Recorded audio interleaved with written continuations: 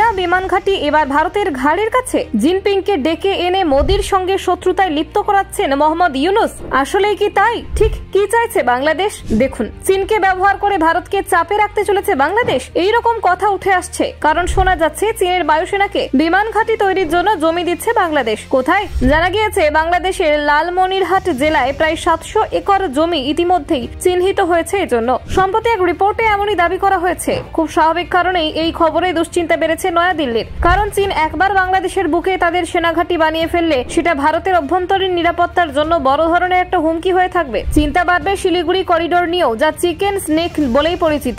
ভারত ও তার উত্তর পূর্বের রাজ্যগুলির মধ্যে যোগাযোগের একমাত্র মাধ্যম 60 কিলোমিটার লম্বা ও 22 কিলোমিটার চওড়া এই চিকেন স্নেক। নেপাল, ভুটান, বাংলাদেশ ও চীনের কাছাকাছি হওয়ায় ভারতের জন্য এই চিকেন স্নেকের অবস্থানগত গুরুত্ব খুবই বেশি। আর নতুন রিপোর্টে দাবি এই চিকেন স্নেকের খুব কাছেই নতুন বিমান ঘাঁটিটি নির্মিত হতে চলেছে। যতটুকু জানা গিয়েছে তা হলো একসঙ্গে 70টিরও বেশি যুদ্ধ বিমান এখান থেকে উঠতে বা নামতে পারবে। 3টি মূল অংশ থাকবে, একটি কমব্যাট অপারেশনের জন্য, একটি রক্ষণাবেক্ষণ ও মেরামতির জন্য, অন্যটি গবেষণামূলক কাজের জন্য। জানা গিয়েছে সবকিছু ঠিকঠাক থাকলে এই বছরের অক্টোবরেই বিমান ঘাঁটির নির্মাণ কাজ শুরু হতে পারে। সবচেয়ে আশ্চর্যের কথা হলো সেই কাজের জন্য ঠিক করা হয়েছে পাকিস্তানের এক সংস্থাকে। জানা গিয়েছে চীনা প্রেসিডেন্ট শি জিনপিং এর সঙ্গে সাম্প্রতিক এক বৈঠকেই নাকি এই বিমান ঘাঁটির পরিকল্পনা চূড়ান্ত করে ফেলেছে বাংলাদেশের অন্তর্বর্তী সরকারের প্রধান উপদেষ্টা মোহাম্মদ ইউনুস। যদিও এই দাবির সপক্ষে কোনো নথি প্রকাশিত হয়নি। দুই রাষ্ট্রপ্রধানের সাম্প্রতিক সাক্ষাতে যে এই নিয়ে কোনো কথা হয়েছে তারও কোনো প্রমাণ নথি কেউ দেখাতেই পারেননি। তাই এই রিপোর্টের সারবত্তা নিয়ে এখনো প্রশ্ন চিহ্ন রয়েছে। তবে ভারতে খুব স্বাভাবিকভাবে এই নিয়ে একটা টেনশন তৈরি হয়েছে।